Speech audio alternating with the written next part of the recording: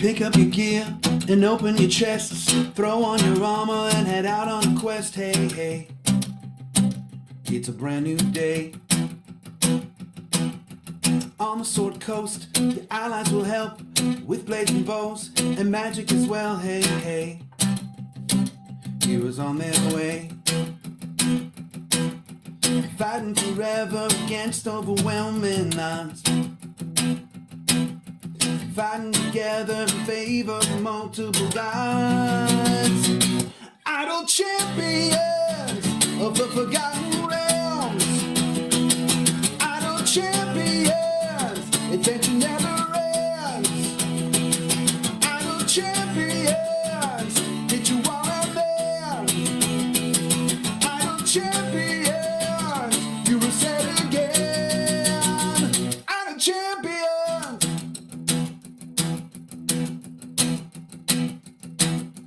From Waterdeep to Icewind, head out to Chull or Shadowfell, hey, hey. Together we stay. Walk to the monsters, walk to the boss, walk to the right, it's never a loss, hey, hey. Bad guys to slay. Fighting forever against overwhelming odds. Fighting together in favor of multiple gods. Idle champions of the forgotten realms. Idle champions, adventure never ends. Idle champions, did you want to dance? Idle champions, you will say it again. Idle champions.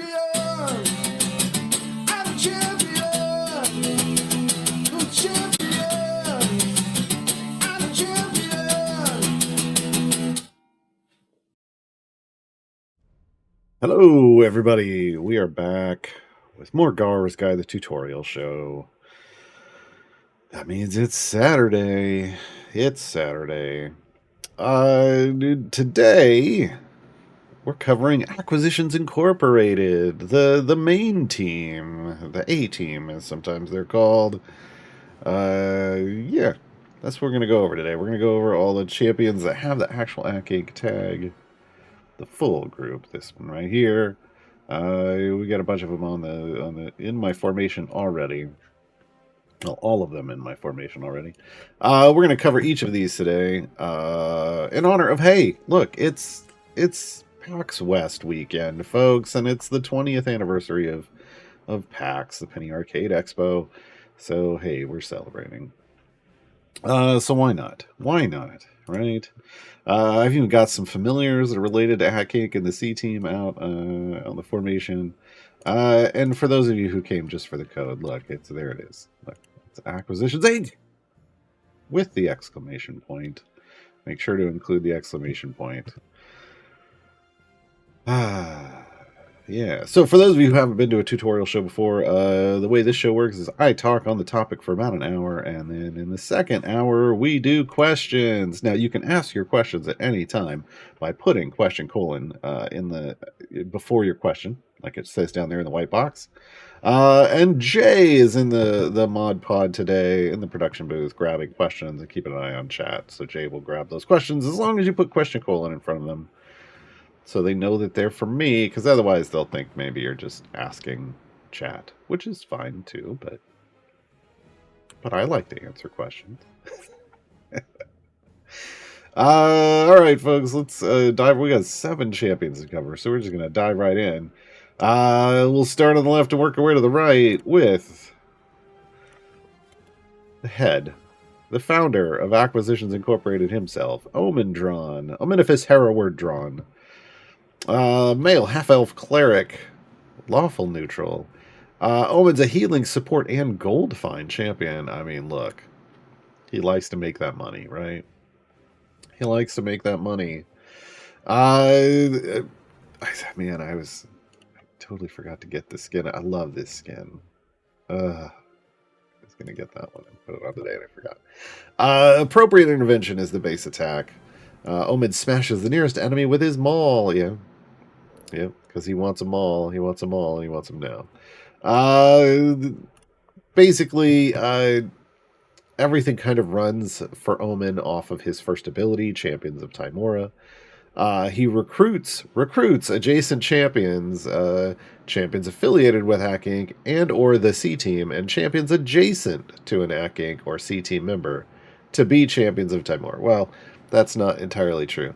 He spreads that around with known associates. So initially at level 20, he just recruits adjacent champions. So the way to think of it to start is, hey, champions adjacent to him become champions of Tymora. And they get a buff for that. They have their damage increased by an amount. Omen himself is also a champion of Tymora. Because look, there's going to be things that play off champions of Tymora, and having a lot of them is a good thing. He's one of the man spreaders in the game. Like, he has a buff that he spreads around, and you want to spread it to everyone in the formation. Okay, so the thing that makes it everybody else is called known associates. We'll talk about that because it automatically changes the level 20 ability. So if you're anyone who's affiliated with that gang, anyone on the C Team, they're automatically champions of Tymora, like we can see here all the way in the back. That's what the Hack Inc. logo is initiating. These are all champions of Tymora. And anyone adjacent to them, just like anyone adjacent to Omen, also gets recruited as well.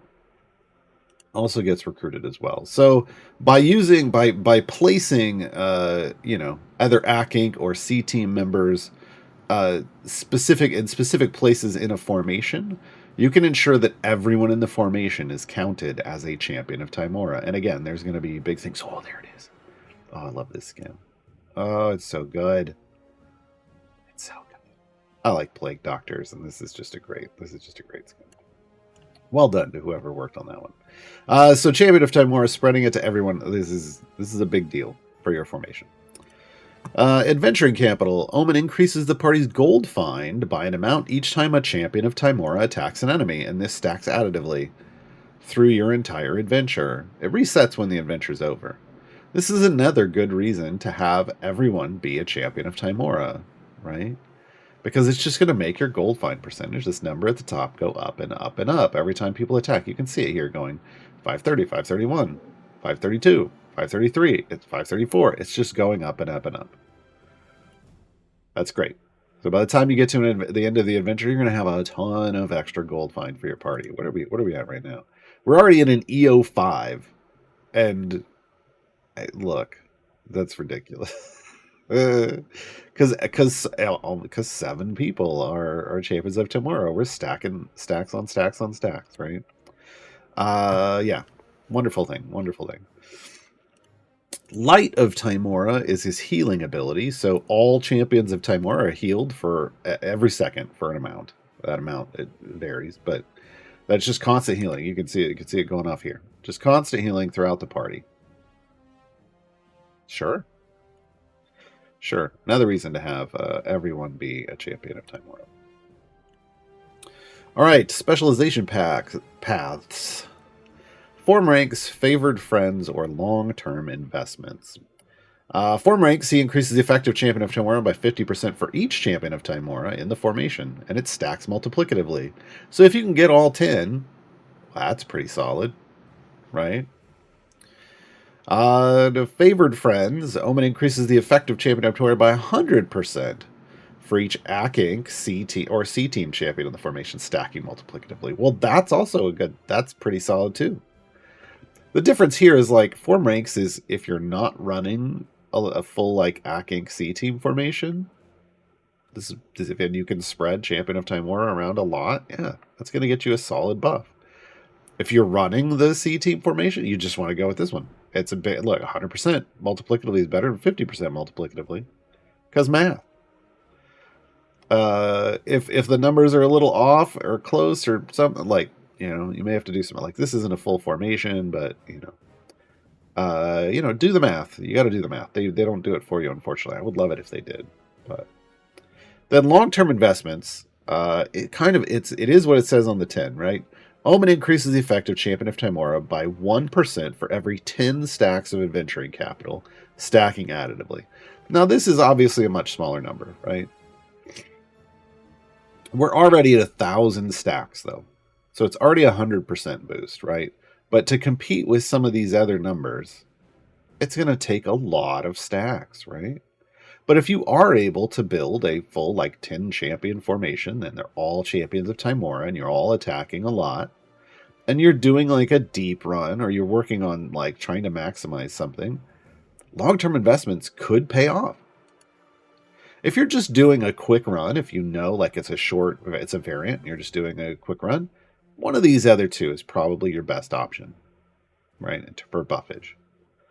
But if you're going to be doing like a deep favor run, you're really trying to work on something where it's a very deep variant, like the high area goal, and you're worried about the damage you're going to have. This may be something that's going to allow you to ramp up damage. And of course, you can always change your spec choices at any time with this potion of specialization. But those are the main differences. Oh man, I woke up this morning with my allergies going off, and it's like, been in a room all night. I don't know why. What's going on? I'm gonna have to clean my room, I guess. Something's causing problems. All right, ultimate is Spirit Guardians. We'll talk about that in a second. Well funded. So this is another effect of the gold find. The effective champion of Tymora is increased, so that's your buff, by 20% for each order of magnitude of gold you have collected in the current adventure, and it stacks multiplicatively. Order of magnitude is a reference to the number after the E. So in scientific notation, which is hopefully what you're using, if you're not, and you're on like a computer, press Y. It'll switch you over to scientific notation. That is the best way to easily understand what's going on in this game, because a lot of things are based off order of magnitude.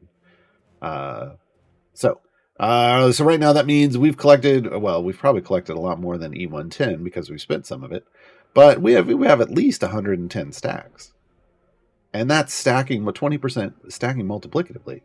That's fantastic. Now there obviously is going to be a max to that. It's based off how far you can go, but this is another fantastic little buff. If we go down here, well funded, we're already at an E12 bonus to Champion of Tymora. And we're on Area 1, folks, so the amount of gold I can earn here is somewhat limited. I mean, it's boosted by my favor, but we haven't pushed deep at all. It's just going to get better, right? So even on Area 1, we're already at an E23 buff for Champions of Tymora. Solid, right? This kind of interplay between his buffing and the amount of gold you're earning is very Omen. And the more money you can make, the bigger that buff's going to get. There is diminishing term returns will set in. Well, not really. It's stacked multiplicatively. But you're going to get to a maximum cap based off how deep you can push. But you can get a lot of power on the way there, right? It's kind of a nice little snowball. Like, seeing we're still building up adventuring capital. This can just keep ticking up, which makes you more money, right? So his kit works very well together now. This is post he had a rework in the not so distant past. It's pretty solid. Spirit Guardians. He summons 15 Spirit Guardians, which explode every 2 seconds, damaging all monsters in a large area. The effect of Champion of Tymora is increased as long as a single spirit remains. So again, this is 30 seconds. Because math. 15 Spirit Guardians. They explode every 2 seconds. You got like 30 seconds. Boom. This is what it looks like. Champion of Tymora gets buffed. He's now 921 E23. Went up a little bit. And this is just going to keep popping on things as they load in, right? Item-wise, because he's support, so he has damage all champions support item. Then he goes straight into his abilities. So Adventuring Capital, Champion of Tymora, Light of Tymora. So, you're hitting all the major stuff. He gets ultimate attack damage and ultimate cooldown. Feat-wise, he has a plethora. Damage all champions, gold find, shocker. Champion of Tymora, more gold find, shocker. Healing for Light of Tymora, well-funded. Specs, you can cover his specs. Yeah, he's got a diverse set of feats now. Next up, his daughter, Certainty Drawn, female half-elf Aasimar, Wizard Bard, neutral good, support and gold find. Her base ability is Jim's Magic Missile. That's right. She uses her Uncle Jim's base attack. So she attacks random enemies with a version of Jim's patented Magic Missile spell. Certainty Drawn is a Secretarian, so her ability is based off Secretarian's advice. This is a thing from the Ack Inc., their version of D&D. You can get their book and everything, and it explains all this stuff. Certainty increases the damage of champions in the column in front of her by an amount. So she's just supporting whoever's in front. Just she wants to be behind the person doing the damage. All right, pretty straightforward. Financing rounds. Certainty increases the effect of Secretarian's advice and your gold find by 1% for each level on Ack Inc. or C-Team champions in the formation, stacking additively. So this is the more you level them up. Like Omen down here is 2,440 levels. That's 2,440%, right? 1% for each level. But it's counting every Ack Inc. and C-Team member. Each champion's contribution caps at 1,000 levels after their last available upgrade. So a lot of people talk, and they're like, is there any point in like leveling past the soft cap? That's this circle with a line through it down here, where Omen is. Generally speaking, not a whole lot. Like it could boost to every level you put into someone over the soft cap by switching this over here, but like changing it to one of these. Can boost the damage by like 1%. But beyond that, it doesn't really change a whole lot. Now, there are champions like Certainty who have abilities that are based off you going over the soft cap. So that's the exception. Certainty is one of the exceptions to the rule that not a whole lot of reason to overlevel.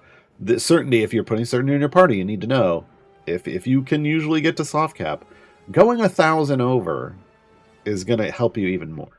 Because again, this is 1% per level, and it boosts both Secretarian's advice, that's the buff, and just straight up boosts your gold find. Take it. Ultimate attack is airship attack. We'll talk about that in a second. Dad and Uncle Jim. Certainty helps her father Omen by increasing the damage of champions of Tymora adjacent to her.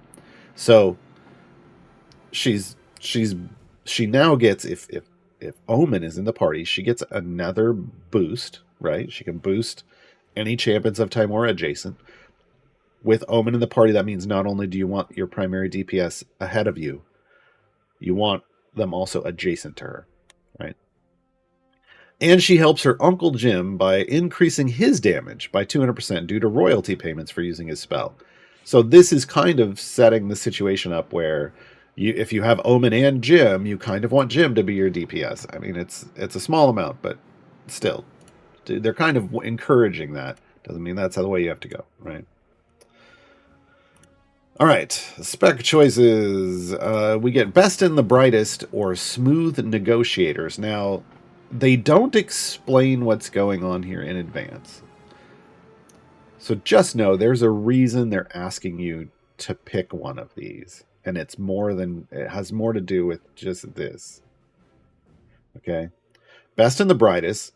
Certainty's preferred ability is then into ability scores intelligence, and she grants a +1 intelligence bonus to all champions in the column in front of her. So she is raising the intelligence of everyone in the column in front of her, where your primary DPS should be, right? With Smooth Negotiators, that switches to Charisma. So this is a rare situation where you're actually boosting a stat score. It's only if they're in the formation. So you can't get someone into a formation with it, but you can keep them there. Interesting little fun fact. If you put a +1 int feat on someone to get them into the formation, you put them in front of Certainty, then you select Best and Brightest, you can then take that feed off them because she's keeping them in the formation that way. So there's some interesting things you can do with this. You can use feats to get someone into a formation, then you can just buff them with Certainty, and then you can swap the feats. Interesting stuff. We're going to go with intelligence here. So here's the thing. She has a follow-up ability. They don't telegraph this very well, but I guess you kind of should get it, I think is their thinking. Why would we be raising a stat? Well, let's see. Employee evaluations. Certainty assesses the average score of her preferred ability, in this case, intelligence, of the champions in the column in front of her, where she just boosted them all by +1. And she increases the damage effect of her main buff, Secretarian's Advice, by 200% for each full point over 13, stacking multiplicatively. So this is a multiplicatively stacking effect based off the intelligence scores or charisma, if you chose that specialization, of all the champions in the column in front of her. This makes her very strong in very specific formation layouts. The formation layout is like, this is the diamond, right? If you have a layout that has like 4 champions that you can put her in the column in front of her and you stack that with int, she gets more like high-int champions. She gets way more multiplicative stacks. And remember, multiplicatively stacking is the good way. That gives you some of the strongest, the potential to have some of the strongest abilities in the game. So giving her a lot of stacks in the column in front of her, like intelligence stacks, buffs you and your party, right? You want that. So placing her in that kind of position, you don't necessarily want to put her in a place where she's looking at just, it's average score. So here's the thing. If you can put a lot of people in front of her with high intelligence, great. If you can only put one person in front of her with a super high intelligence, and it's just a 1 slot, that works too. I don't want to get people confused. I did say it is formation layout dependent. It is, but it also is based off how many high intelligence people. Like if you could put somebody with a 20 int in front of her and it's like a layout and you could put it in a 1 spot, take that because it's that average. You're going to get 7 stacks, right? You're going to get 7 stacks. But if you can only put like 1 high int and then there's lowers and it's going to drag that average down, you might need to adjust your formation layout, right? And where you're placing her in your DPS. Jim is the opposite. We'll talk about that the other way. He wants lots of people. She is doing an average. All right, reboot expert. So this is an interesting permanently stacking mechanic. Certainty increases the effect of Secretarian's Advice by an amount for each time she has been in an adventure for at least 250 areas when it is reset, so when you complete it. This stacks additively and persists through resets. This is additively stacking. All the kind of permanently stacking things are, which means it is subject to a high level of diminishing returns. So yes, of course, grinding a high number of these out, like having her in a group and going past 250 a lot, is going to be a bonus. It's going to get you a lot of numbers, right? But past a certain point, its effectiveness falls off dramatically because additive, right? Because additive. What am I at? I don't know that I have a bunch of... I have 131, and we're at like EO5. That's not bad. It's like a free buff. Take it. All right. Ultimate attack. Airship Barrage. A barrage of fire from Certainty's enlarged toy airship flings up to 10 enemies off the screen. Here's what it looks like. Boom. So basically she throws her toy airship up in the air. It goes big and then it shoots everybody and then knocks them all back. It flies around the world apparently and comes back to her. Item wise, she is support, so damage all champions item. Then we go into abilities. So Secretarian's Advice, Reboot Expert, Financing Rounds, Employee Evaluations, and then her ultimate attack cooldown. Feats, damage all champions, Gold Find, shocker for someone with the last name drawn. New me is interesting because this is fantastic for boosting those stats. So this increases the stat provided by Best and the Brightest and Smooth Negotiators to +2 instead of +1. Now remember, you're trying to get the highest potential average. So this adds stacks. This adds stacks to your average, right? This raises a stat, potentially a stack. Or, well, 2, because you get +1 initially, and then this goes up another one, right? You get Secretarian's Advice, you get Reboot Expert, you get Financing Rounds. So again, if somebody needs, you need +2 to get something, they put in a feat. Again, same type of thing. The other people put in a feat to get in, she boosts them, and then they stay in, right? All right, next up, Evelyn Avalona Helvig Marthane. Yes, we use full names here. Female human paladin of Lathander. Neutral good, tanking and support. Do I have an overwhelm feat in? I do. So she's 20 overwhelmed normally. I was like, that's higher than I think she starts. She's a member of Acquisitions Incorporated. She's also a member of the Waffle Crew with Evelyn. It's her, Paulton, and Strix that are in the game. Base attack, Mighty Axe. She smashes through the frontmost enemy with her enormous battle axe. Every third attack, she cleaves. So an AoE. Okay. Base ability, and everything feeds into it. Divine Prayer. So she increases the damage of everyone behind her in the formation. Everyone. Now, Divine Prayer has a visual sign. It's the sun of the rising sun of Lathander. You can see it's not fully complete, and that's because as these other abilities feed into it, they are represented by rays of the sun. And when the ability is active, it is filled in yellow, and when it is inactive, it is white. So right now, we have 2 out of 4 potential abilities active. This is how you know if she's getting her full potential visually. Channel Divinity. After Evelyn attacks an enemy, Divine Prayer is buffed by 100% for 15 seconds. If the enemy had a debuff affecting them, the effect is increased by 300%, but it does not stack. Okay. So this just triggers this bonus, and if the enemy was debuffed, it's a bigger bonus. That's this first ray of sunlight. Right? Steadfast Might. This increases the effect of Divine Prayer by 100% multiplied by the highest number of enemies that Evelyn has tanked at once in the current area, plus the highest enemy and rage stack in the current area. So this is her ramping tanking bonus. That's the second ray. That's the one that's not active because we're on level 1. We haven't tanked anything. Okay. But you can have up to 100 enemies on the screen at once. When you get to 100, the enemy and rage on any area, the enemy and rage stack will start. Enemy and rage stacks also happen on boss areas. You can have like 15 trash mobs or 10 trash mobs in the boss. Well, some places you can have up to 100 trash mobs. So just know that you can get to some pretty high numbers with this. And with the enrage bonus, it could keep going. As long as she stays alive, as long as she isn't falling over, that buff can get bigger and bigger and bigger. And that's how you help to kill things. Okay.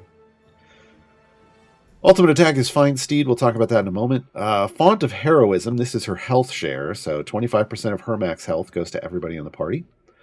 Conduit of the Light. After an ally effectively heals Evelyn, Divine Prayer is buffed for 15 seconds. So this means you do want a heal for her to get maximum. You want a healer in the party, and you want them to be healing Evelyn. Well, hey, guess what? We're healing Evelyn, right? Because Omen's healing Evelyn. That means that's that third ray triggered. Good. Lathander's Grace. Every champion in the formation grants Evelyn's grace stacks for every 100 levels above their last unlockable upgrade that they're leveled. Here is another exception to the rule of going over the level cap doesn't mean a lot. For this, it's for every 100 levels, excuse me. So you have to go up a lot to get stacks. Each grace stack increases the effect of Divine Prayer by 100%, and it stacks multiplicatively. So she does get a multiplicatively stacking ability. Champions can contribute at most 1 grace stack each for every 400 areas completed in the current adventure. So you have to go real far. Like, you want more stacks, you gotta go deep. You gotta go real far. That's how they cap the power. Because, as you're going further, you'll get more stacks. You need the damage to go further, right? So that's Lathander's Grace. Spec choices. We have Fighting Style Protection, aka Mom Arm. Compel Duel, and Lathander's Allies. So, Mom Arm. After an ally of Evelyn is attacked by an enemy, Divine Prayer is buffed by 300% for 50 seconds. 15. Okay. Sounded like 50 in my head, even though 15 because my nose is all. So buffed by 300%. So this is just a straight up. It's kind of like if it's a single target, if she's the only tank, you don't want this, unless you're fighting bosses that do AOE to the whole party, and then this, yes, right. But if you have like 2 or more tanks in the front line, this also, yes, this is good. These are good, right? 300%, pretty solid. Compel Duel, this is if she's the solo tank. After Evelyn attacks an enemy that's recently attacked them, Divine Prayer is buffed by 300% for 15 seconds. So this is kind of the solo tank spec. Then you get Lathander's Allies. So these two are pretty straightforward, like solo tank, multi-tank, or AoE enemies, right? Lathander's Allies, very specific use. The effect of the bonus upgrades granted by Lathander's Grace is increased by 10%, stacking additively, for each AC Inc., C-Team, or Waffle Crew champion in the formation. So when you're going for an affiliated party, Lathander's Allies is going to give you the bigger bonus based off Lathander's Grace. Okay? Because remember, I know this is only 10%, but that's the base value, and then you're getting multiplicative stacking. Okay, so we're going Lathander's Allies here.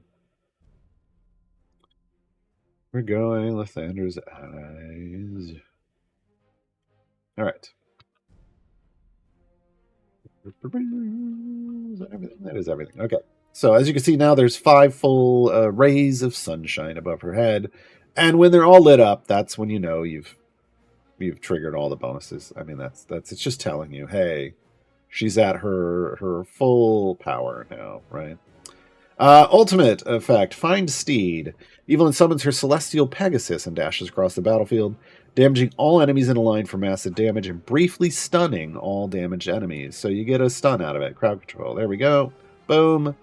Comes back. Goes away. Real fast. Real fast. All right. Item-wise, she is tanking and support, so you get a pair of Damage All Champions items. Then you get Divine Prayer, then Health. You need that on a tank. Ultimate attack damage and ultimate cooldown. Feat-wise, you get a smattering of things, right? Because she's a tank support. So you get the support stuff of Damage All Champions. You get the tank health stuff. You're also going to get Overwhelm stuff for tanking. Divine Prayer boost, which, again, that's the main buff. Channel Divinity, Lathander's Grace, all that feeds into Divine Prayer. She has a Taunt feat, one of the champions that get tanks that get this. So it increases her damage, which is pointless. But it also makes her attack have a 50% chance to taunt enemies, so they will draw to her and attack her instead. She also gets int +2, so that's so she can qualify for Strahd stuff, if you like that. Anytime you see a feat like this, Quick Friends, is boost Conduit of Light. If it has nothing over here, that means it was added to the game in some kind of time exclusive thing. It will return, and it will come back as a gem feat. The purples are always going to be 50,000. Blues will be 12,500. So if you ever see one and it doesn't list anything, it's because it's still under some kind of exclusivity. It could have been the Thayan Enclave. It could have been some kind of a giveaway. Who knows? And then it will show up. It will show up eventually. Okay. All right. Next up, Jim Dark Magic. Male Human Wizard, Chaotic Neutral, DPS, Support, and Gold. So he can be either your primary DPS, or he can support a different DPS, and he provides gold to the party. Shocker. Base attack, Jim's Magic Missile. He attacks random enemies with his own brand of magic missiles. He has a passive ability. They've finally listed it. It was kind of hidden before, which is fitting because it's the Heidi box. So whenever the formation comes under attack, that means you could have a ranged enemy plink it once, or you could have tanks stacking up. Jim hides in a small protective, i.e. cardboard, box and fires twice as many magic missiles when he attacks. So basically, it gives him a bit more of a chance at wave clear, right? Fan Club is his big deal, because of course it is. Increase the damage of Jim and everyone in the columns in front of and behind him by an amount for each affected champion, stacking multiplicatively. Jim wants a lot of fans. He wants a lot of fans in front of him and a lot of fans behind him. And he's going to count all of them. Those are going to be his stacks.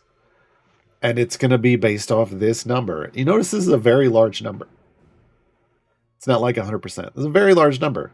This is your clue that not only does this stack multiplicatively, but buffs to it affect the pre-stack value. Those are the strongest type of ability in the game. Not all of these abilities are created equal, so they can get to different values. But that means this is supported by an item. See right over here, it even says increases pre-stack effect of Jim's Fan Club. This is fantastic. I call this mathematically overpowered, because it is.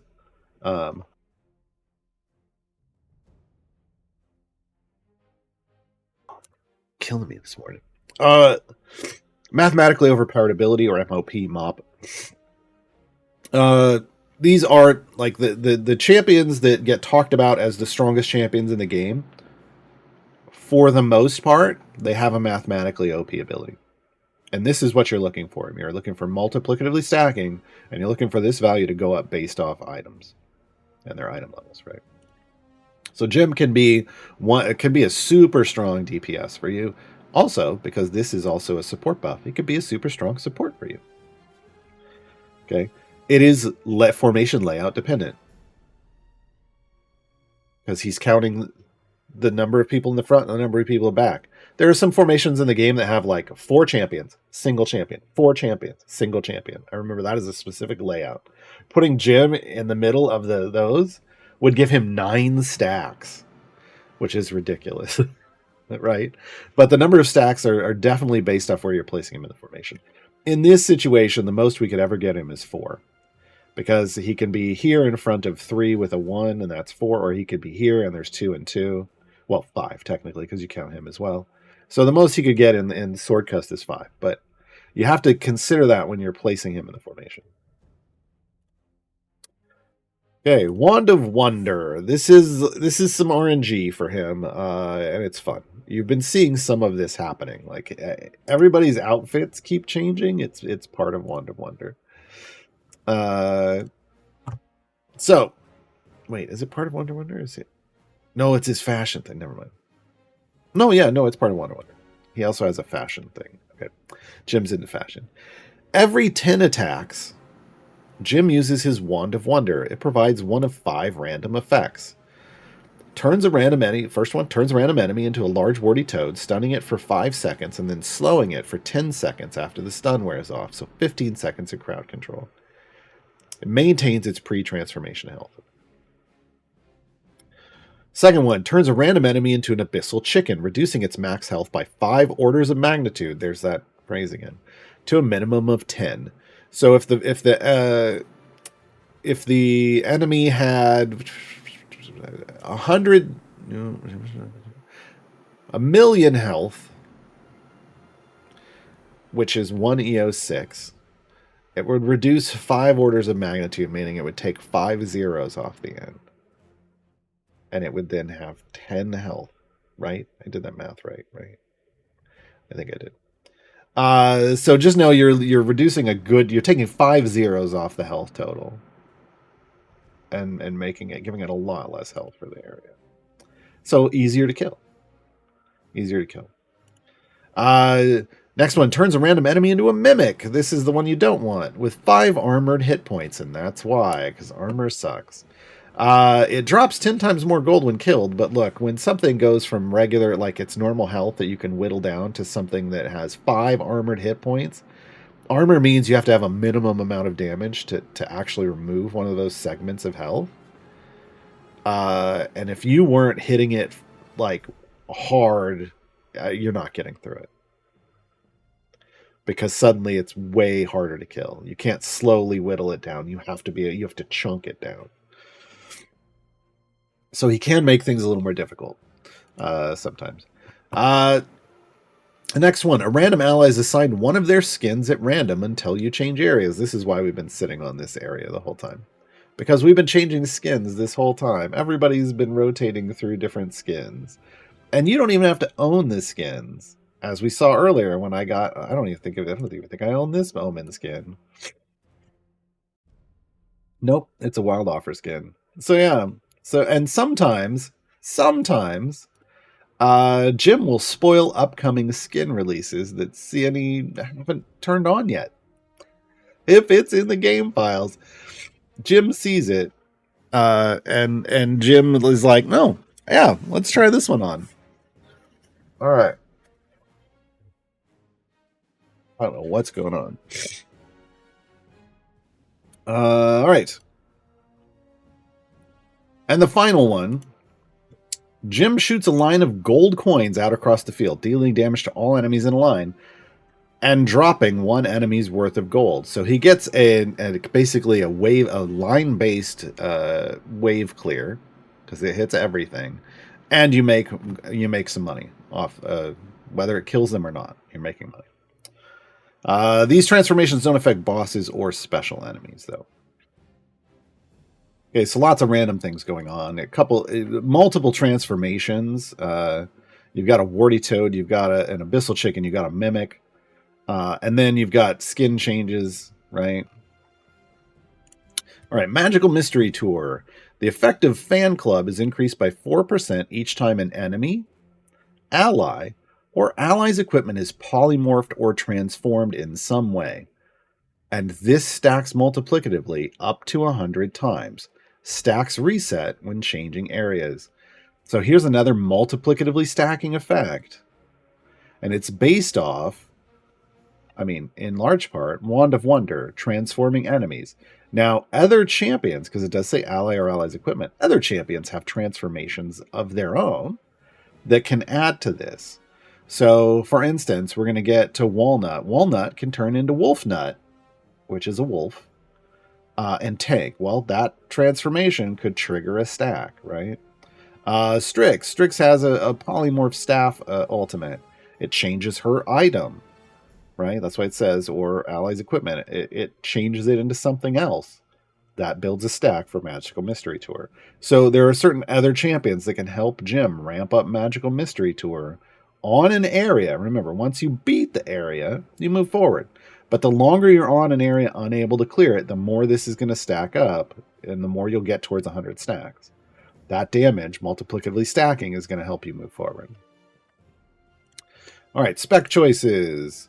We get the Dark Magic Cheer Squad. We get Magic, and unpaid extras. So the Dark Magic's Cheer Squad is just straight up buffing fan club. Just straight up buffing fan club. Okay, now you can see this is a large amount, and that's because there's an item for this. There's an item for some of the spec choices, but not all of them. Like, it covers a couple of these.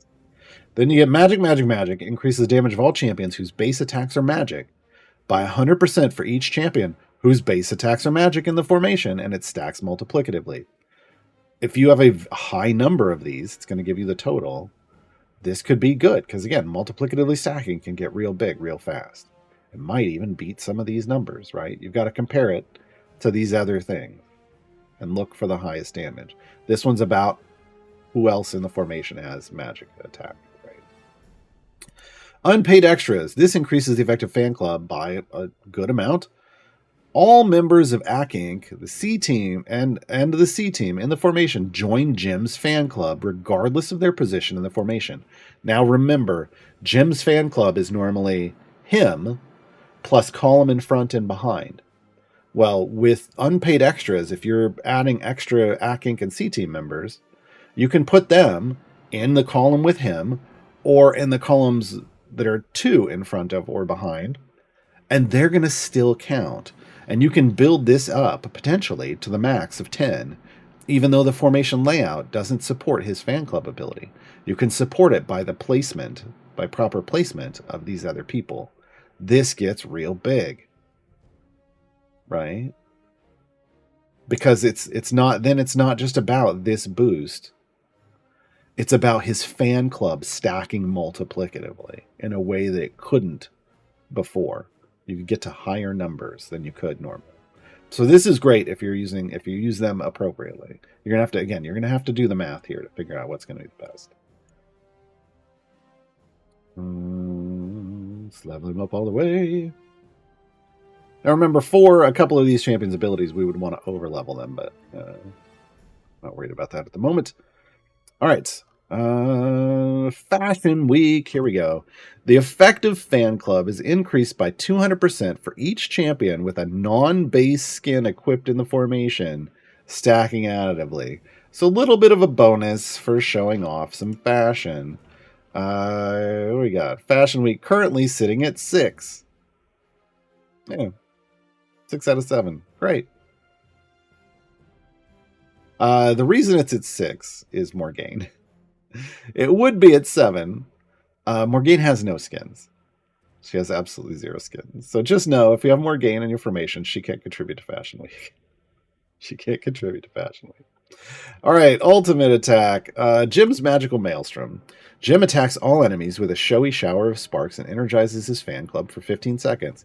So it's a, hey, I want more power button. And you get 15 seconds of more power. Here's what it looks like. Jim. Love that part. All right. Item-wise, damage all champions. And then he has his pre-stack fan club. This is the big one.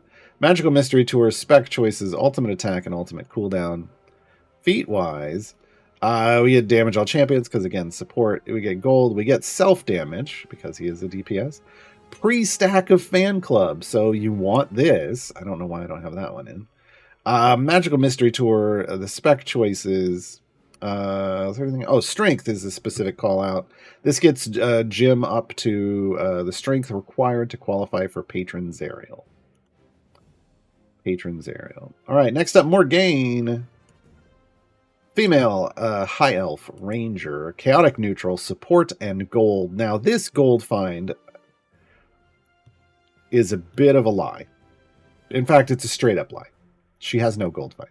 In fact, she takes gold from you. But there's a reason she has the gold tag. We'll talk about roll tag, and we'll talk about it when we get there. But she actually takes some gold from you. She is the only member of ACK Inc. that Omen has to pay up front. Because you don't want to not pay Morgane, she will come after you. It's the only person that Omen's like, don't want her coming after me. Make sure she's paid. So she takes money up front. And she doesn't give you anything. She gives you more damage. Ultimately, we'll talk about it. Base attack is ranged, rapid shot. Morgane shoots an arrow at a random target, then quickly follows up with a second arrow. So a double tap. Right here, double tap. Morgane's first arrow kills her target. She's not a DPS, though, so this is always a weird ability. The second arrow causes the enemy to drop a second set of gold. Now, this arguably is what they're trying to say is like gold find boost, but look, she's not the DPS. This almost never happens. When it does, it's at a low level when it doesn't matter. So this is kind of meh. Morgane needs a rework, but all right, paid up front. Morgane collects 25% of all gold dropped by enemies, but in turn increases the damage of adjacent champions. This is increased by 5% for each order of magnitude of gold that Morgane has collected, stacking additively lifetime. Okay. The collected gold persists through resets. So you can see my total here is E325. I could probably get her more. I haven't put her in. This falls off because it's additive. It falls off pretty hard. I mean, there's only so much gold you can earn. There's more, you can get it up there, but look, it's a 1,625% bonus. We got a total bonus of EO4 off of this. I want to be very clear. This does not, a lot of people think, oh, this means I want Morgane in all the time, soaking up gold. No. You want Morgane in when you're like Azaka farming or dirty gold farming at your highest possible level, just for a bit to soak up this high order of magnitude, because we're dealing with large numbers. You just need to trigger this. Because look, because I have E325, her soaking up gold here means absolutely nothing. Absolutely nothing. It's like giving pennies to a millionaire. They don't care. Right? So yeah, just keep that in mind. It's something that if you're trying to raise this number, it's about going super deep with solid high gold find. It has nothing to do with just consistently soaking up gold. Friends in wealth. This is the real reason she has a gold find roll. She increases the damage of all champions by 100% for each gold find champion in the formation. So they do this. They gave her the gold find roll specifically so that you always at least have one champion that's going to trigger this. Okay. She has an older kit, right? Like you would love this to multiplicatively stack nowadays. Unfortunately, she just hasn't had an update. All right, customized arrow is the next one. This is her ultimate. We're going to explain this because it requires explanation. It will show the ultimate. You can't really see it. She just shoots an arrow, so it doesn't look any different. But she gets multiple different potential customized arrows. It's a random arrow that comes out. So she gets 3 different options. She can do a skull carved arrow that hits all enemies in a line. She can do a smoke power arrow that explodes when it hits an enemy and does an AoE damage. Or she gets a green leaf arrow that does 300% damage over 20 seconds to the target enemy. So a dot over 20 seconds. Now that dot should, if the damage is high enough, remove segmented health. Like hit-based and armored health. Well, it would obviously do hit-based, but it might do armored health if its damage is high enough. Morgaine's spec choices. She gets a couple of spec choices, a couple sets. She has a first and a second spec. Well, she gets multiple sets. They're built around creating flexibility in her placement and maximizing your buffs. So she is one of the most flexible champions because of this in terms of getting her buffs to a good position.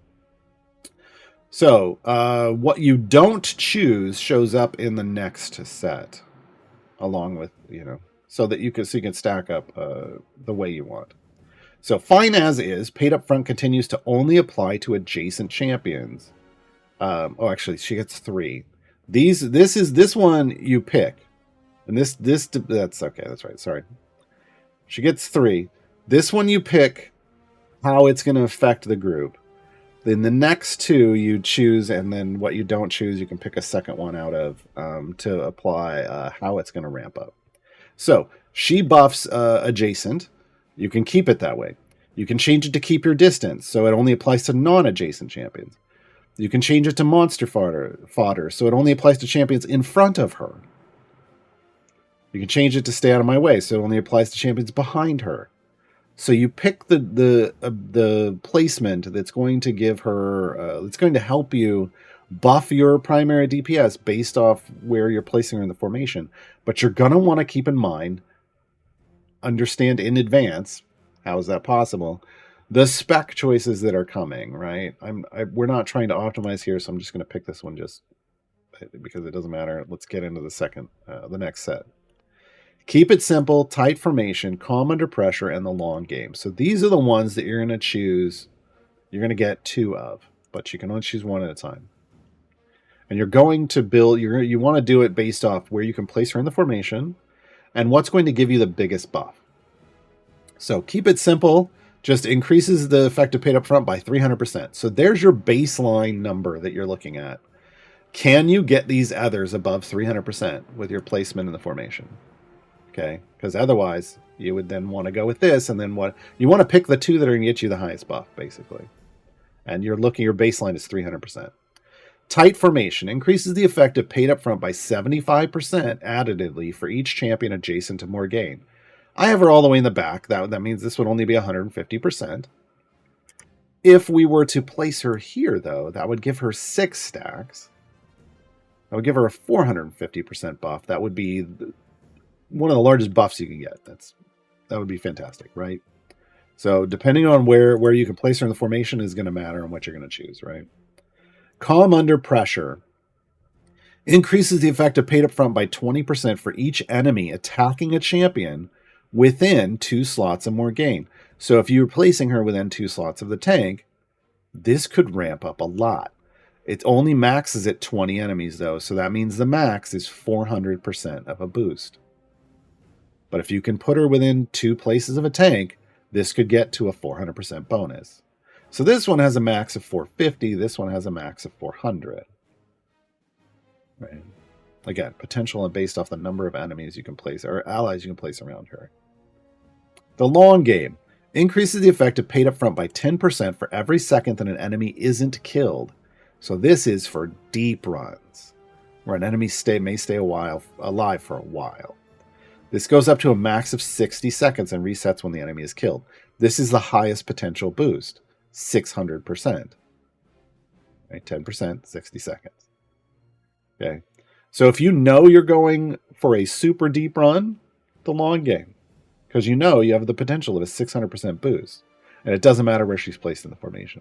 The next biggest one, if you can place 6 champions adjacent to her, this is 450.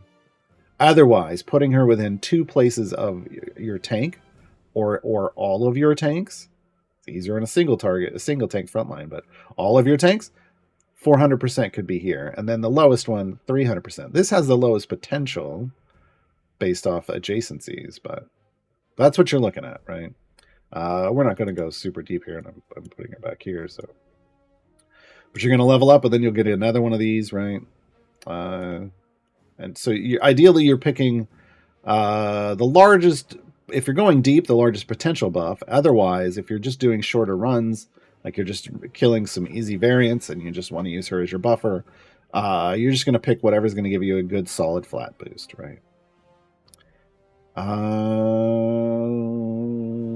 Yeah, those are all our spec choices. Okay. Ultimate. Oh, we did the ultimate. I mean, here, I'll fire it off, but you're not going to see anything. See? I told you. It's like, there it goes. There it finally went off. It didn't want to fire because everything kept dying.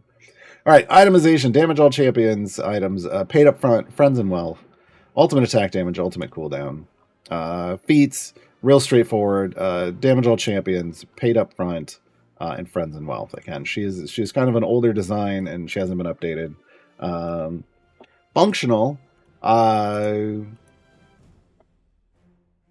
not as standout as now some of the more modern updates of Acking. All right, Strix is up next. Strix Beestinger joins us both from as now part of Acking, but joined us originally from the Waffle Crew along with Evelyn. Female tiefling sorcerer, chaotic good, DPS, support, and debuffer. So she can be your DPS. She can support with debuffs, with buffs and debuffs. The debuff is the big thing. We're going to talk about that. Base attack is Fireball in her base stance. She throws a fireball at a random enemy, dealing a small amount of damage. Her ultimate is Polymorph Staff, and we're going to talk about that right away. Because we kind of said it changes into different things. It can change into a pie plate, an owlbear plushie, or a flying broom. This changes her base attack based off what it turns into. So the pie plate, she becomes a melee attacker and hits things pretty hard. All of these increase her damage. The flying broom, she goes up onto the broom and she starts attacking faster with fireballs, basically more fireballs. The owlbear plushie, she gets joined by their friend Waffles, the owlbear, and Waffles starts mauling enemies. I mean, and the more Waffles attacks, the more damage they do. Like literally, the longer Waffles can attack, every time they attack, they do more damage. That's the highest damage base attack that she has. So let's see what we get. There's the pie plate. So melee attack, right? Pie plate punch. She attacks with her flame blade, pie plate, hitting a nearby enemy as well. And she gets both magical and melee when she's in this form. So just know that this is going to change her ultimate changes her base attack and can add a lot of power to her. It's really more for when she's a DPS. It's not really for when she's a support. So, main ability, Aura of Unclean. This increases the damage of all champions that are not adjacent to Strix by a large amount, because she's stinky, folks. Increases damage dealt by Strix for that amount for each champion affected.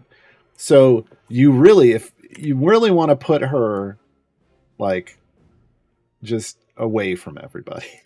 Just away from everybody.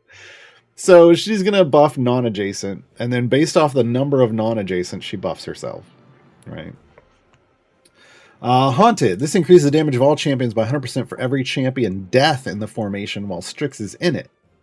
And the stacks persist until you reset. So this is a stacking thing that it's really silly because it basically requires you to let enemies roll over your formation over and over and over and over and over again to build stacks. But it is a way that you could ramp up damage in your formation. If you're real close to completing something, you could always just die over and over and over again, get a bunch of damage, get a bunch of boosts for this, and then maybe you'll beat the area you're on, right? It is additively stacking, so there is diminishing returns.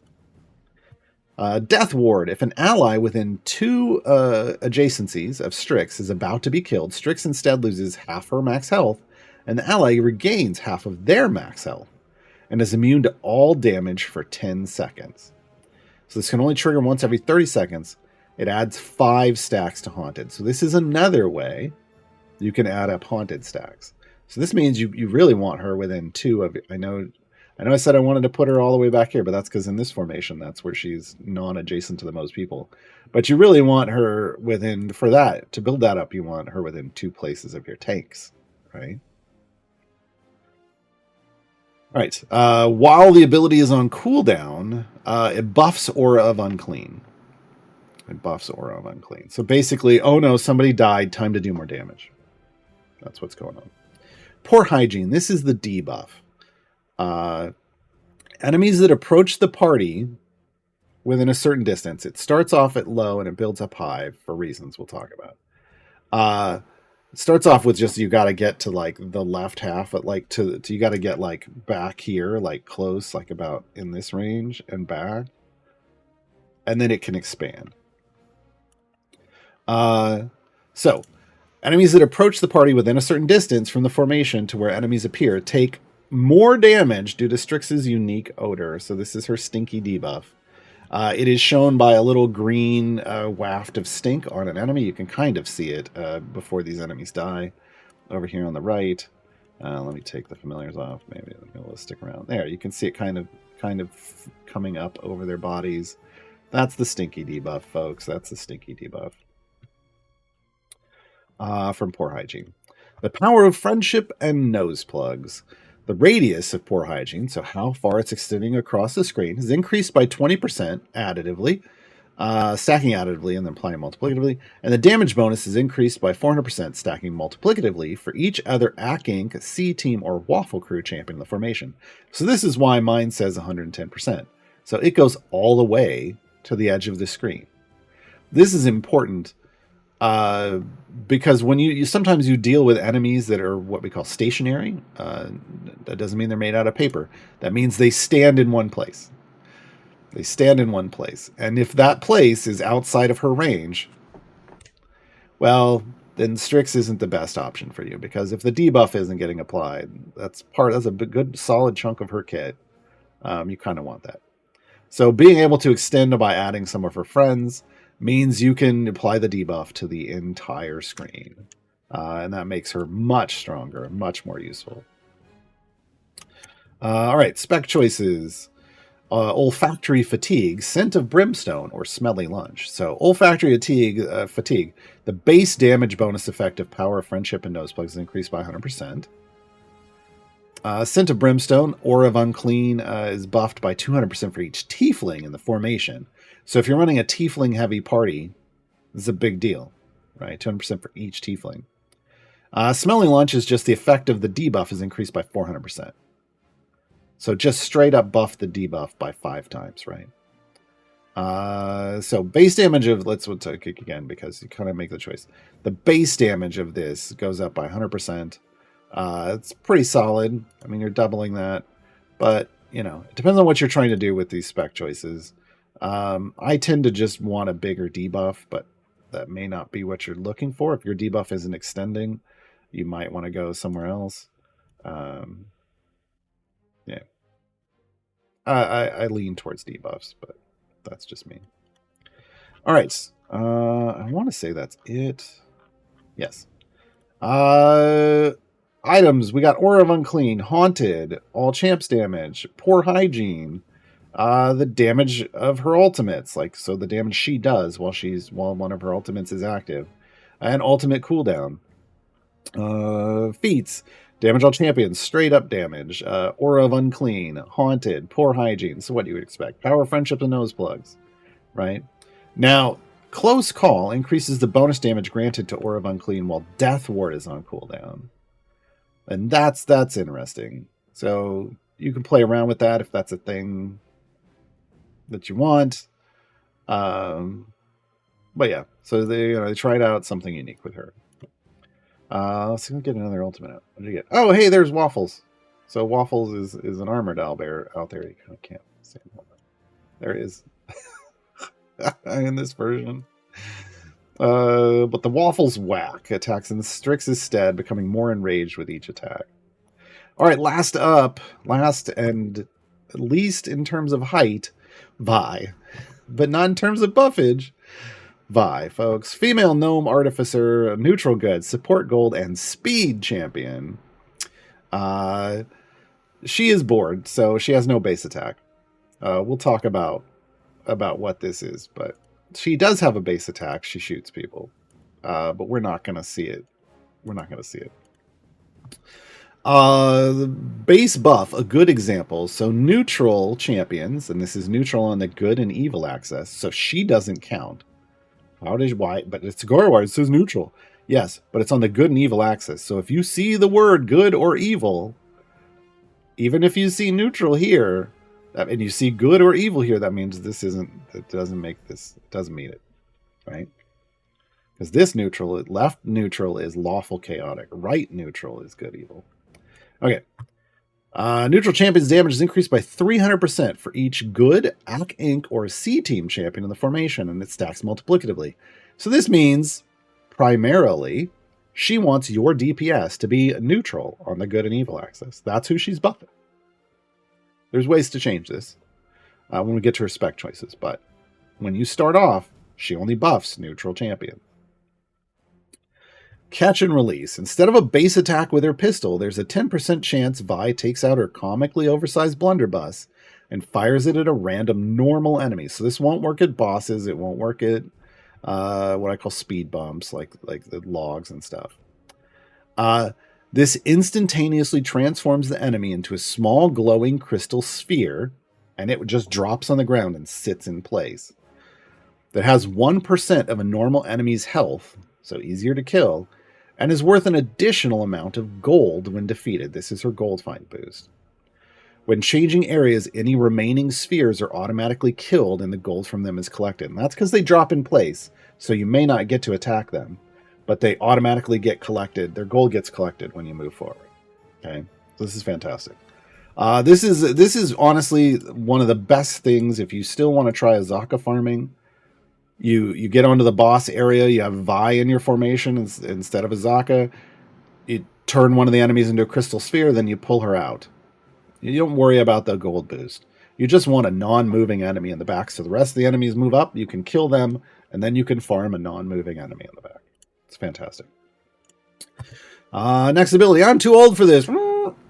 If there are 5 or fewer enemies on the screen, so you're killing quickly, Vi waits impatiently instead of attacking with her base attack. That's what's going on. That's the board now. And there is a percentage chance that the second monster in each wave will spawn alongside the first one. So let's talk about waves real quick, because you need to understand there are different ways waves spawn. If we're watching the enemies spawn on the screen, a wave can have 1, 2, or 3 enemies normally spawning at a time. And when they do, one obviously comes out by itself. If it's 2 in a wave, they come out staggered normally.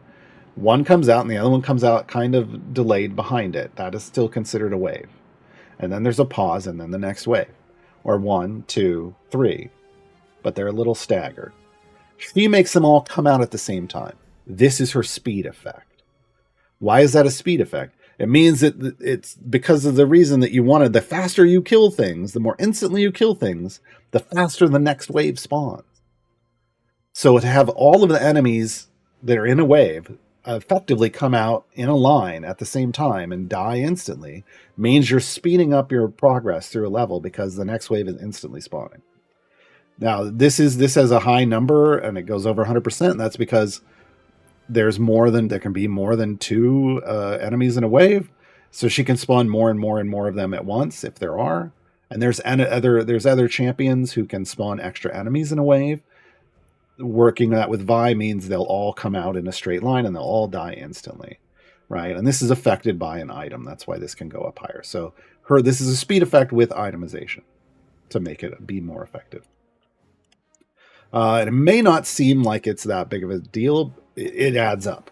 When you're trying to go a long distance or when you're cycling gem farms, every second that you can shave off of a run matters because you're doing hundreds of runs in a day, maybe even thousands, depending on how fast you're going.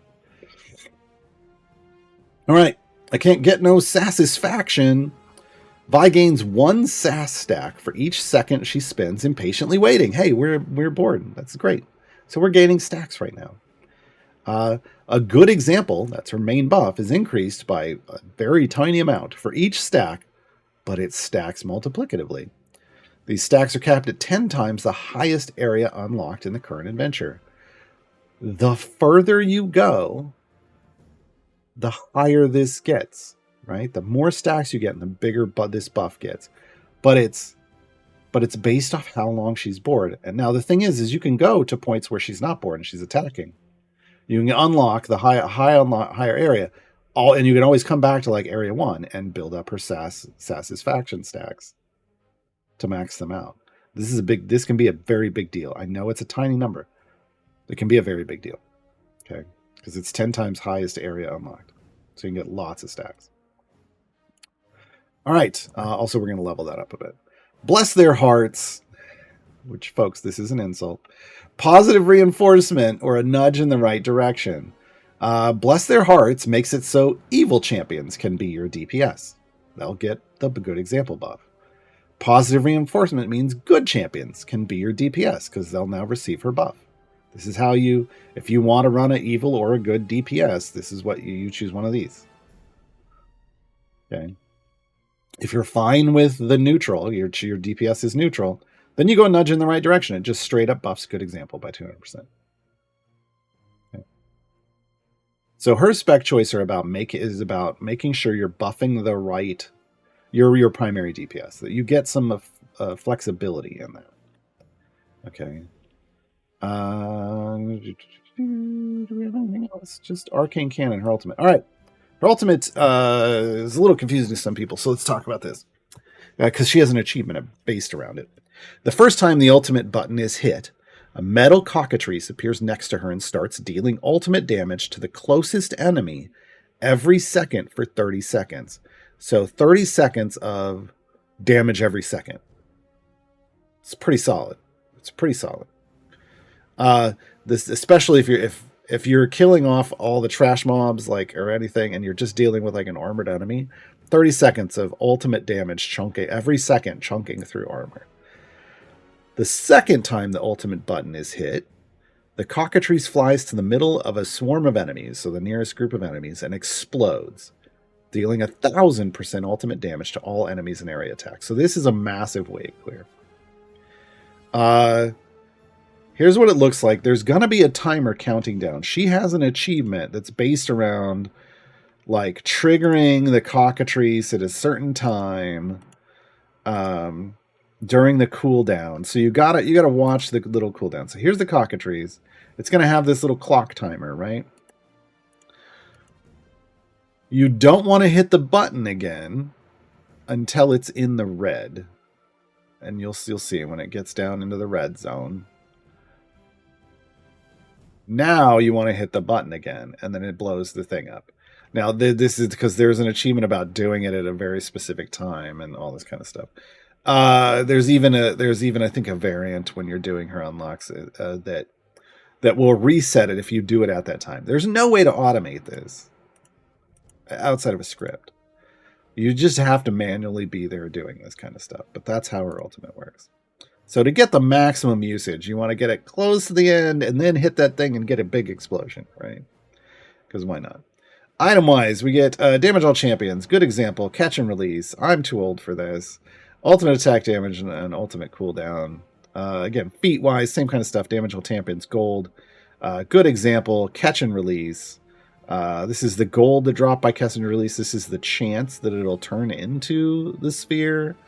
So those are different. Make sure you're looking at the right things. Like the gold ones are going to have the gold thing, and then the others are going to have the not gold thing. I'm too old for this. Satisfaction, right? You get all the stuff. She's got a good array of feats. All right, folks, that's it. That's our coverage of Ack Inc. We're gonna take a short musical interlude. This is Omen's song from the desk of Omen Drawn #ad. When we come back, we'll hit up the questions. Looks like we have like a half a dozen. Hopefully, we get some more. We'll be right back, folks.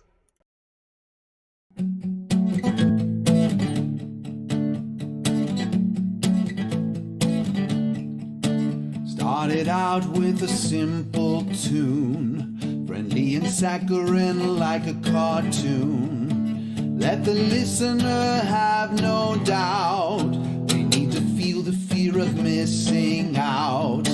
We'll inspire them with epic riffs and emotional music gifts. Rouse your feelings toward our cause and our ad with arousing applause. And then the hook should be big and strong and catchy to distract them from noticing we're sketchy. Chord shift on the chorus to make the room adore us. There's more for us when we swindle their trust.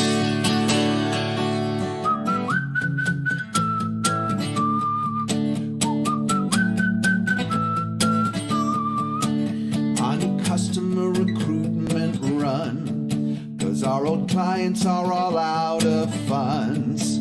Avoid talking about any deals. We just want to give them the feels. And then the hook should be big and strong and catchy. Distract them from noticing we're sketchy. Do a chord shift on the chorus to make the room adore us. There's more for us when we swindle their trust. Take it down to a minor scale to demonstrate the way the rivals fail. The song is a testament to our return on investment. And then the finale is soft and calm and nurturing, so they won't realize just how much they're purchasing. Try to keep it soft and sweet and gentle. Coerce these fools with something sentimental. Appeal to their greed, make them think it's us we need. Then we'll get tamer for the final disclaimer. There's more for us when we swindle their trust. Yeah, okay, well, that's pretty good. That's pretty good. Pretty good. It's pretty good. All right, we're back. I'm going to look for questions that are on topic, and then we'll go to the general stuff. I'm seeing a lot of general stuff, so we'll get there pretty quickly, probably. Doom died. Any other champions have end-level upgrade skills like Evelyn's Lathander's Grace? Well, Certainty, out of this group, has one. Are there more? Maybe. I don't know. I don't memorize. There's we're coming up on 140 champions in the game. I have a lot of information in my head, but I don't memorize very specific things like that. So it's just one of those things where when you're building your formation, make sure you're looking, if you're trying to optimize your damage, like, I mean, throw in whatever and then see how far you can get. And if you're not quite where you go, make sure you're reviewing the skills and what you can get out of them, to maximize buffs, right? But yeah, we talked about evil and we talked about certainty. Those are two. I think Nova is the other one that I remember off the top of my head. I don't have a name on this one, but the escorts count for Jim's fan club? No. It shouldn't. I get extra stacks and Lighters of Rixus. Wow. Escorts shouldn't count for anything ever, quite frankly. So if you're in a variant and an escort is counting for Jim's fan club, enjoy it and don't say anything. Yeah, because abilities and stuff are not supposed to count. There's only one champion in the game that counts escorts, Desmond. Well, I think there's two, but Desmond's the big one. But no, abilities, unless they specifically call out that they count escorts, they're not supposed to.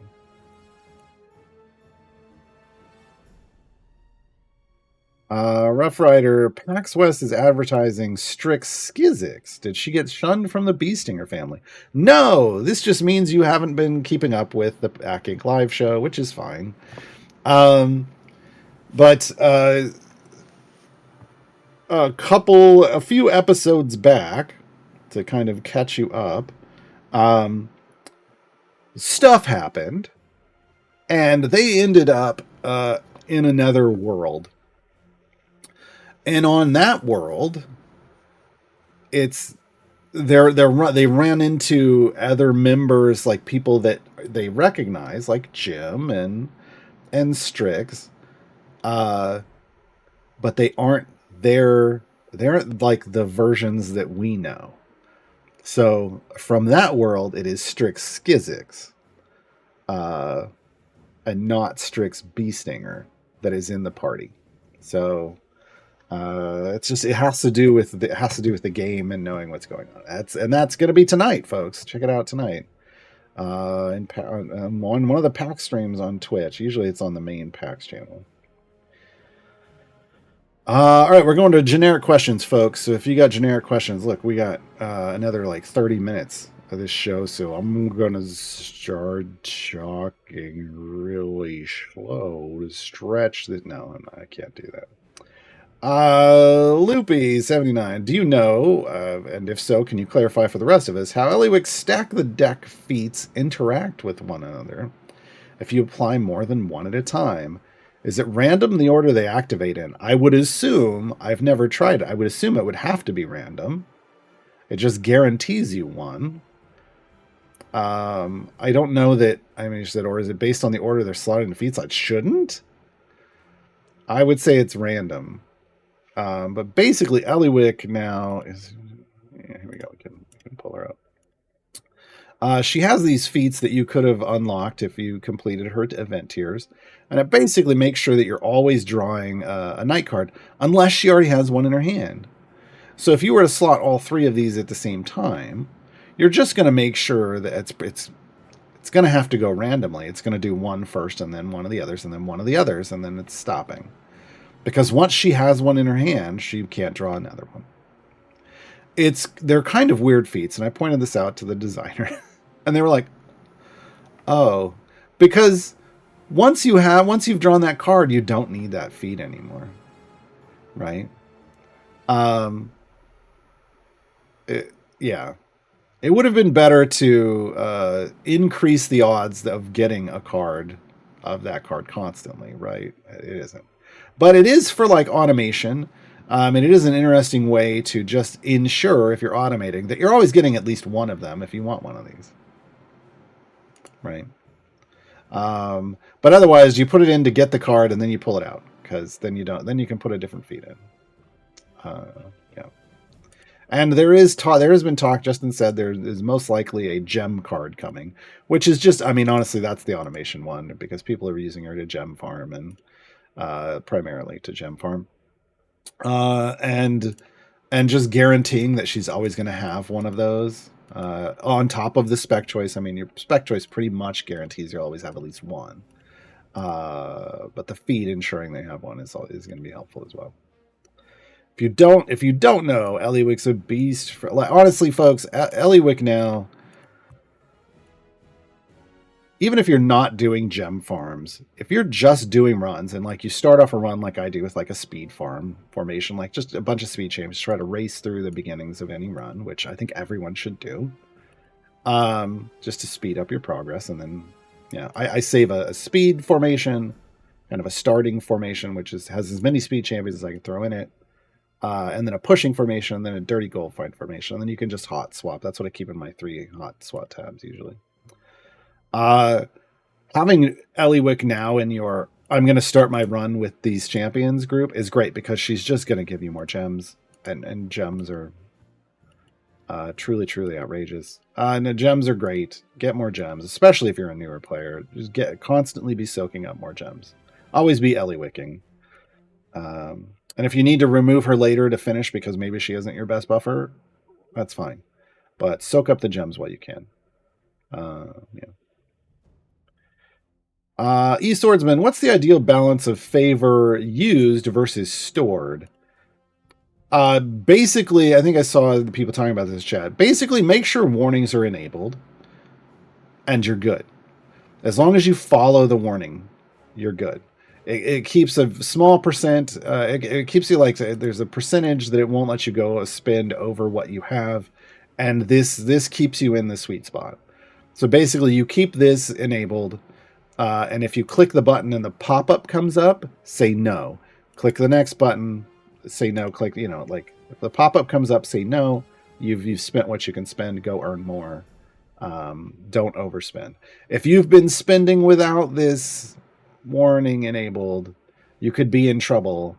That's what the reset blessing button is for. Set this, reset your blessings, take the tiny little hit, and then buy back efficiently, using the warning guideline. It's, this is great. I really wish there isn't really a reason. There's maybe one, I don't know. I feel like there's maybe only like one reason for me where I would ever want the warnings enabled, and I don't even think it matters anymore. And that is on Start Strong. This doesn't really matter anymore, starting with more tokens. Like to buy that when it screws up your favor. I don't know. I almost wish this was just default. Like they just didn't let you spend over that or something. It would help newer players. Laz CC Twitch. What's your tier list for healers? I don't do tier lists. That's not me. That's that other guy. I will tell you, generally speaking, healing is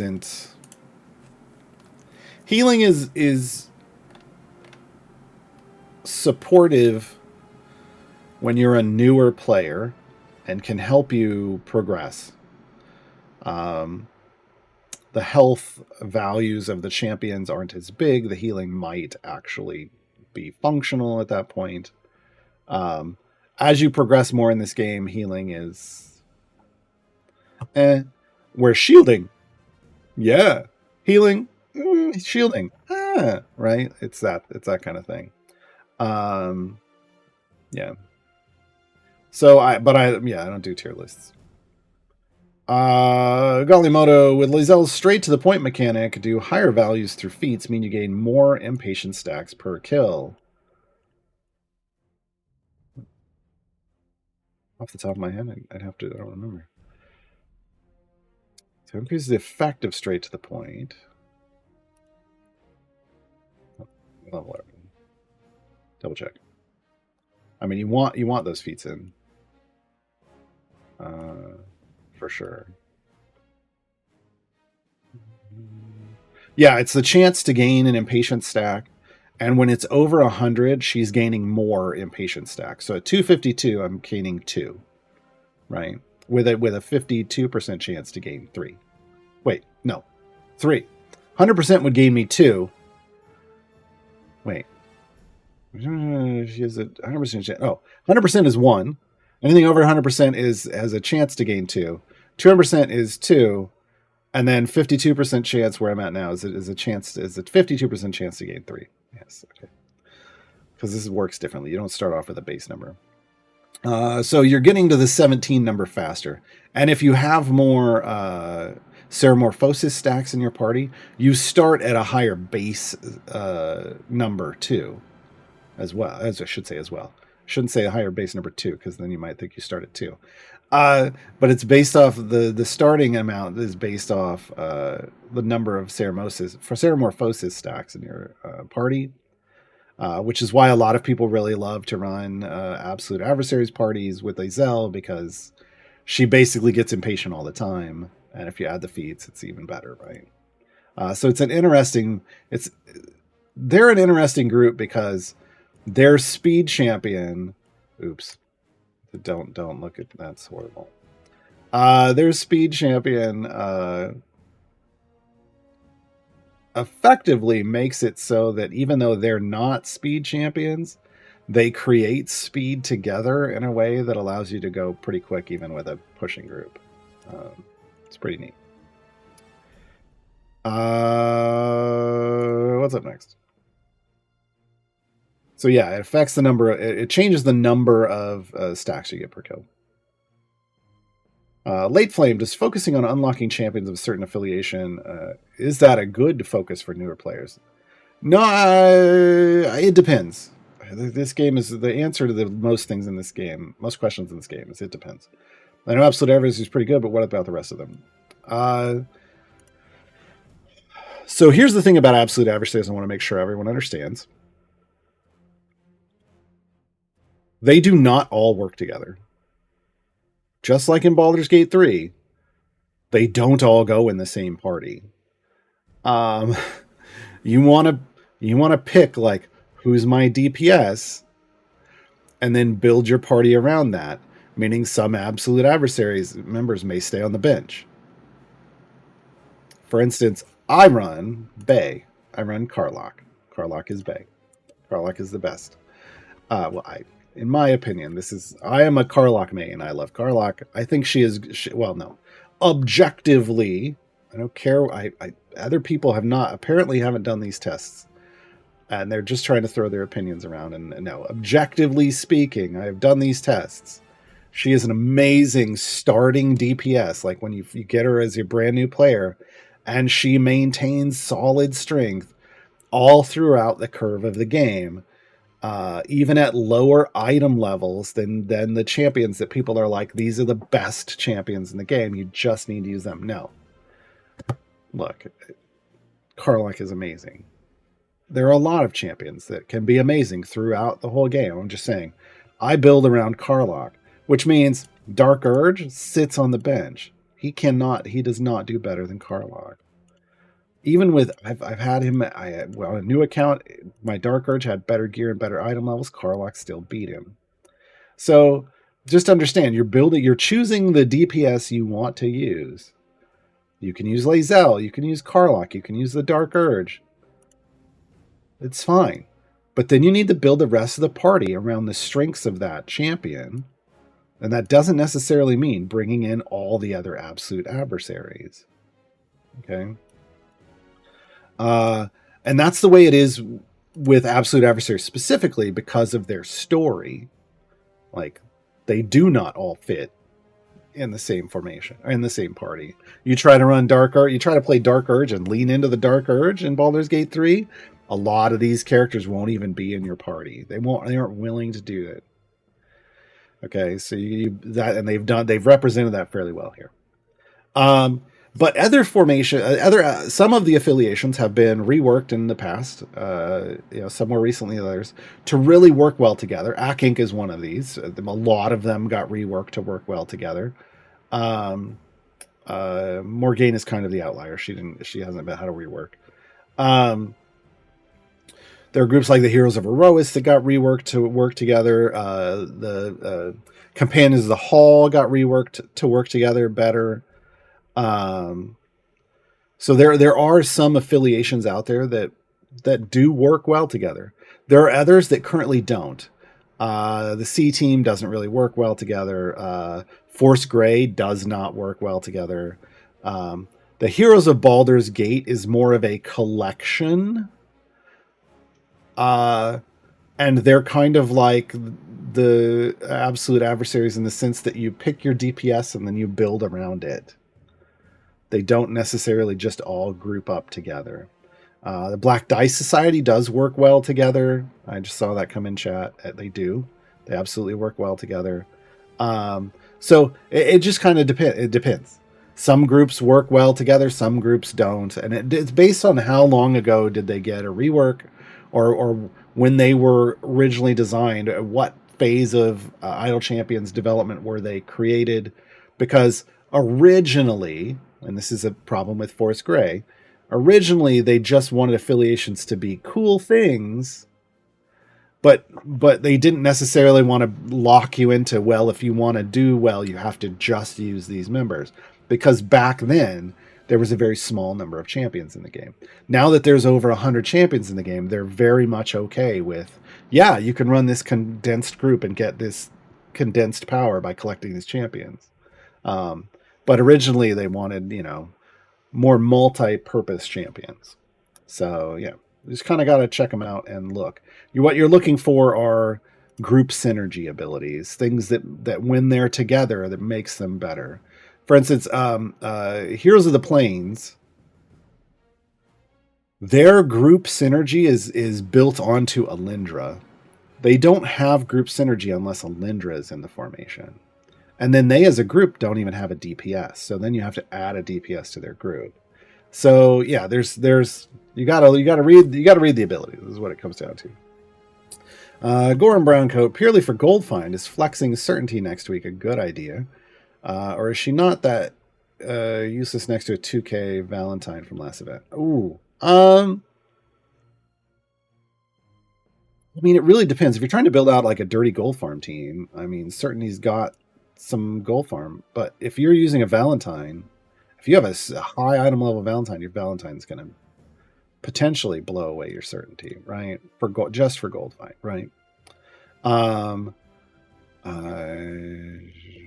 Because the Valentine's going to go in and just be and provide the gold find based off positionals. Certainty needs this leveling, right? And this overcap leveling. So what you'd want to do is test, but you can't if you're like, well, should I flex her or not? Yeah, I mean, I tend to use my Valentine out of 5. Or I go like a Vondra is also a strong choice if you don't have a Valentine. But if you don't have anybody here, then certainty is definitely a gold find group flex. But yeah, if you've already got a 2000 average item level Valentine, you're probably fine.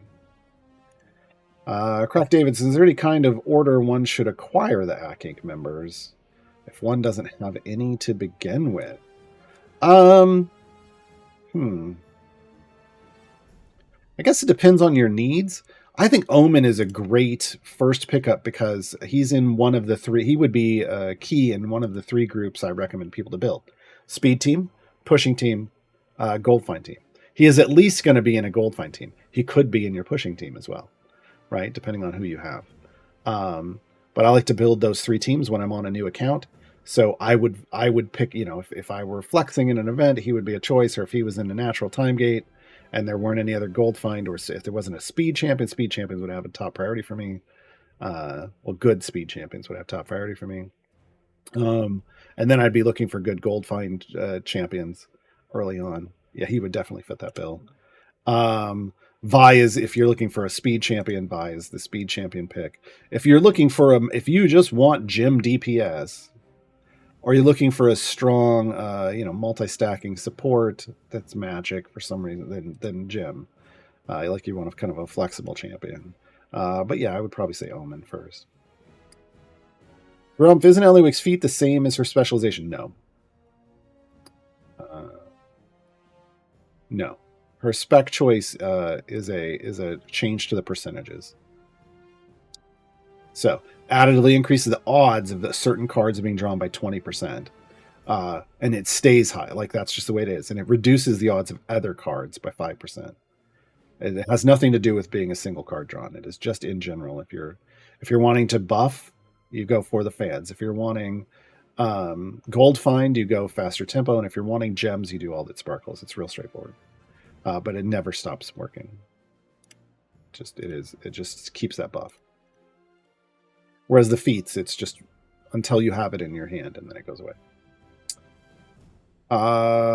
Grump, who all has Ceramorphosis? Oh, so all the absolute adversaries, obviously.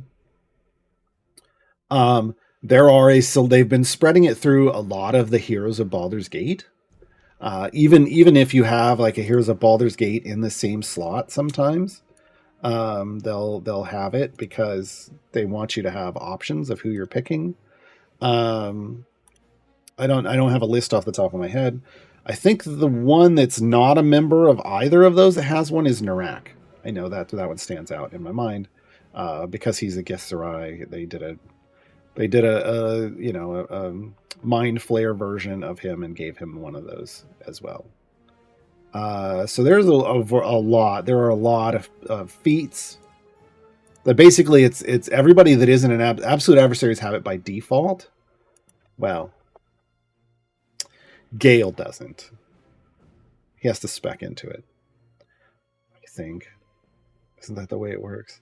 Anyway, absolute adversaries tend to have an ability. Most of them have an ability or an option called Ceramorphosis that says they've got a Mind Flare, they've got a tadpole in their brain. All of these others are feats, so you have to slot the feat slot.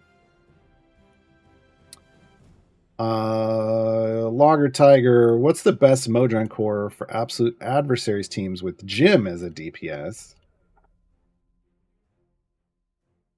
I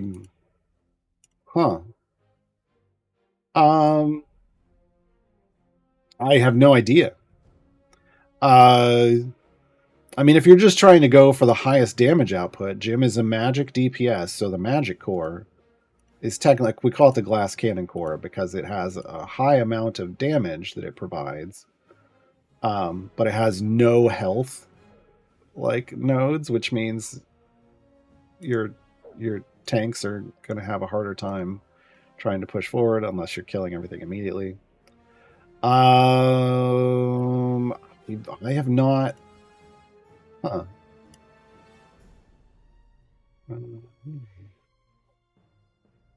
mean, so what's the numbers on the dexterous core again? Well, let me go look.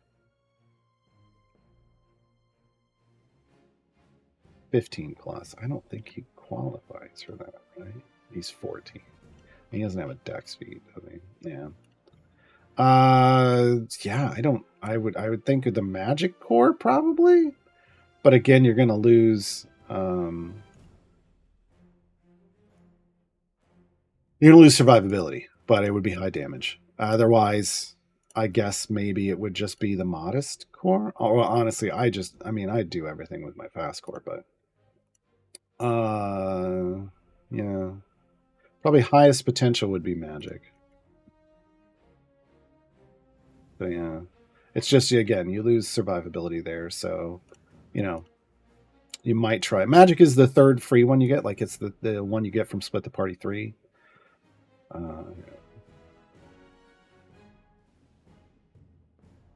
I tend to do just about everything, and even when I'm on a new account, like the first one, I really care about leveling up. I mean, you want to get the modest core, and you throw it in, and you start leveling it up. But the second I get that fast core, I'm all about the fast core. The buffs are almost the same as the modest core; they're just slightly off at max. And on this account, right now it's on a Briv Gem Farm version, but I supercharge the hell out of this thing. And a lot of times I finish all the content I need with just my fast core in. It's the only time you need the others are if you're struggling to finish a variant, like to complete it. And in my opinion, if the fast core isn't getting all the way there, then I switch over. So like if I have trouble Well, like I use this with Carlock, DPS, and then if I have some trouble, I switch to the Strong Core because that's going to be the most damage for her specifically. But like if I was using a Bird Song, I would switch to the Dexterous Core, right? Like if I needed more damage. But I just go straight to the Fast Core 99% of the time. One last question. What would Rough Rider? What was your hottest take from Dev Insights this week? Wow, I don't know that I do hot takes. Hold on, I gotta go back. I keep kind of talk about the things that stick out in my Discord. I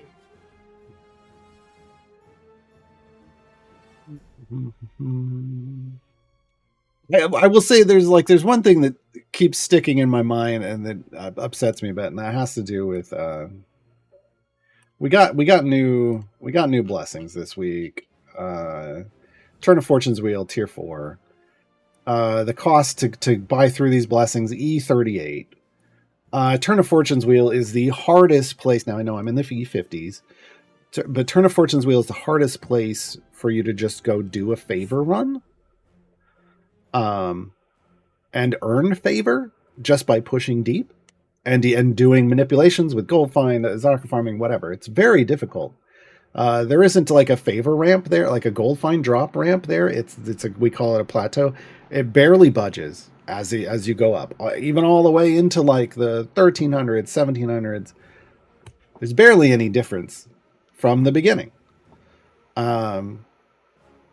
So like the most people are earning is maybe like even with high item level gold find, like champions that have item support on their gold find items, early E30s on a deep push. That's it. Early E30s at best. I was in the E28 range. And then we get to higher numbers this by converting our favor from time gates and trials and events. Okay. So they dropped a new blessing this week that increases the favor you earn from deep runs 5,000%. To buy this blessing, you have to have converted favor in to Fortune's favor to even buy this, which means at that point, once you start converting into something and raising it above what you can deep push to, because even people at 2,000, even people who can push all the way to 2001 and grab as much gold as they can't buy this blessing. You literally can't earn that much. And we were like, why, Justin? And Justin's like, well, when we raise the area cap, then that might fix itself. And it's like, no, because there isn't this increase. It's just kind of flat. So even the projected numbers that people are looking at from the way it increases, like even if they raise the cap to 3,000, you still can't earn enough to get here and earn it. This was utterly pointless, and it was rude, frankly, rude and insulting.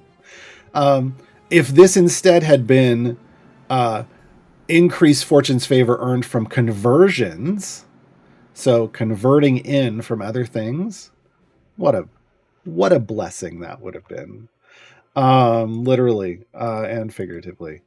Instead, this is just,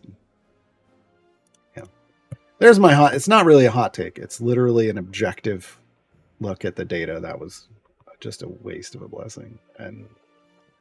And this is like we've had this conversation. We've tried to have this conversation with Dev Insights with Justin multiple times. He thinks for whatever reason, he thinks that changing the area goal is going to fix it. That alone won't fix it. We like everyone, the people that have looked at the numbers, and so I don't know. Yeah, they would have to change the gold gain after that. They haven't said that though. So there's my hot take. That's a little rough. The other thing that was kind of like, Justin made a kind of a semi comment like, wow, yeah, because there's supposed to be this big end of year patch. It's like that might become at this point it might become a beginning of year patch because because there's so many things that they might be wanting to put in. It might get delayed.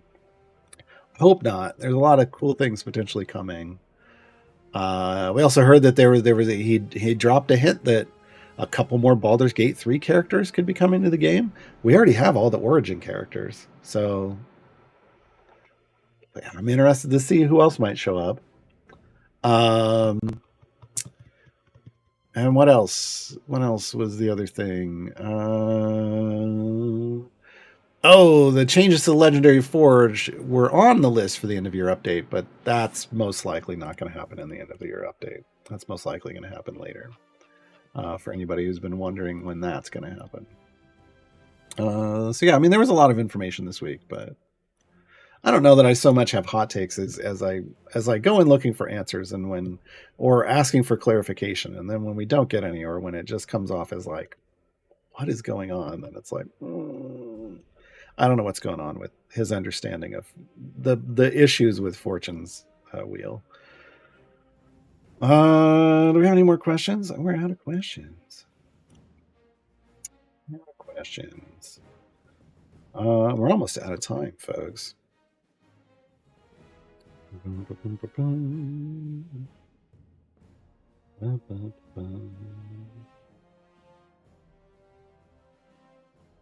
It was for converting, it would need to be a global bus. Not necessarily. Because if it's just because global means it would work in all campaigns. And I'm not asking for more favor in all campaigns. I'm just asking for the conversion into that campaign to get you more favor. Right? That's what I'm talking about. So that should be able to be coded just so that incoming favor conversions give you more in that campaign. I think, don't we have that somewhere else? Is it a global in the other one? It might be global in the other one. Didn't Waterdeep have one? No, yeah. Increases helm favor earned when converting from all favor by 5%. This is what you do. They could have done this exact same way. I was like, we've seen this before. They could have done this in Fortune's Wheel, but with the 5,000% thing, and that would have been great. It can be a local.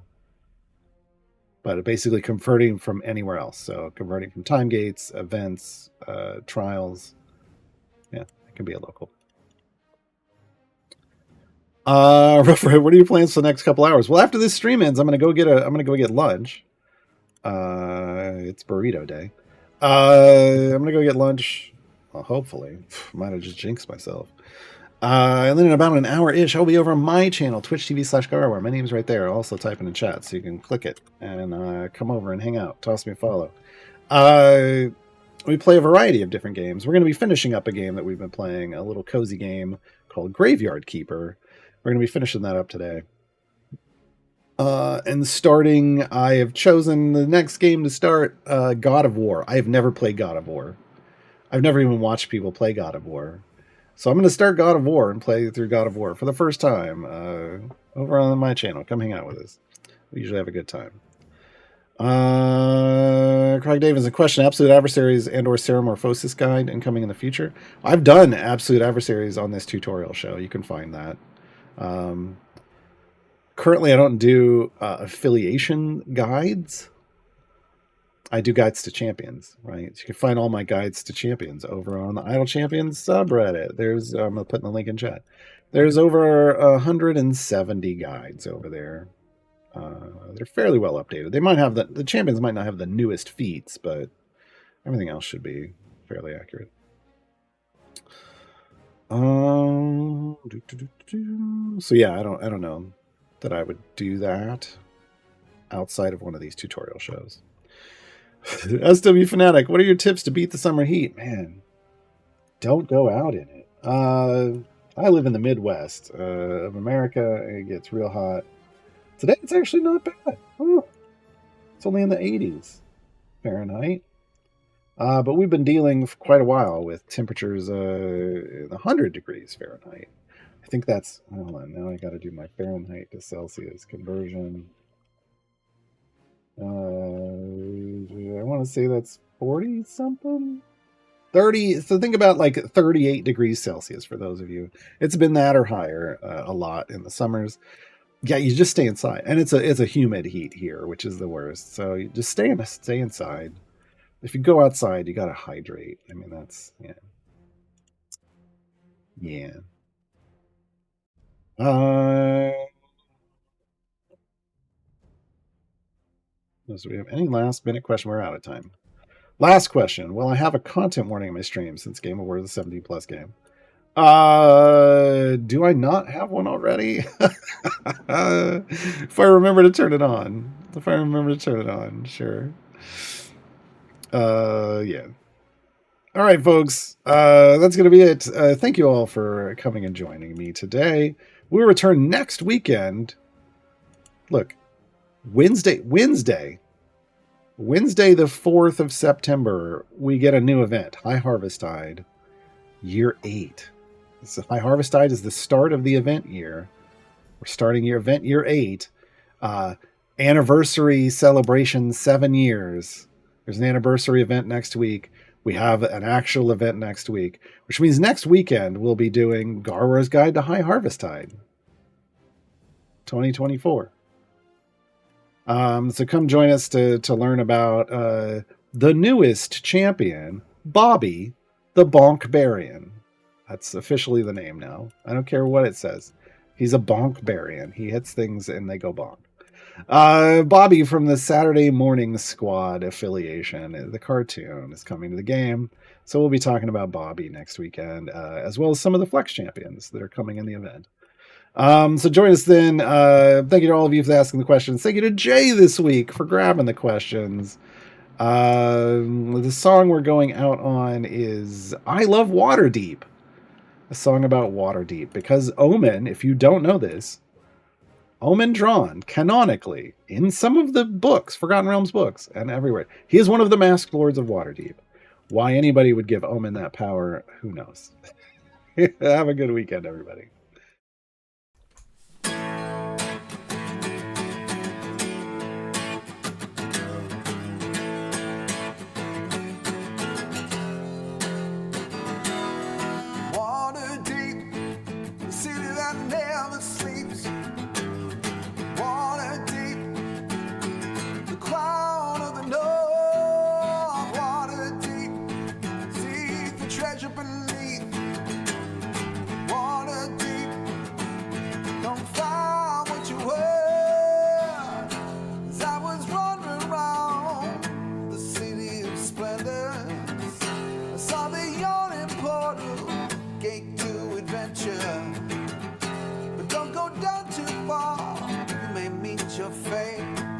Stumble through last escape,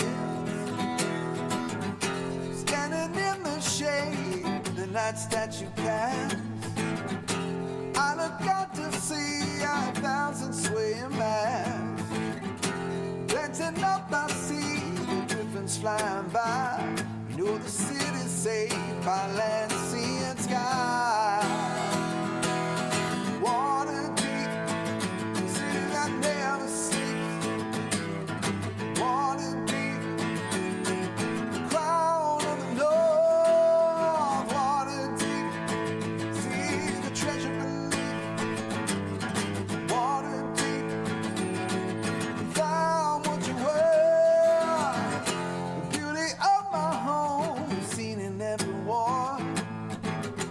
Just walk these ancient streets and see what we've adorned. But this antique city hides beneath centuries of history buried deep. There's a port of skulls westwards towards the sea. Along its outpost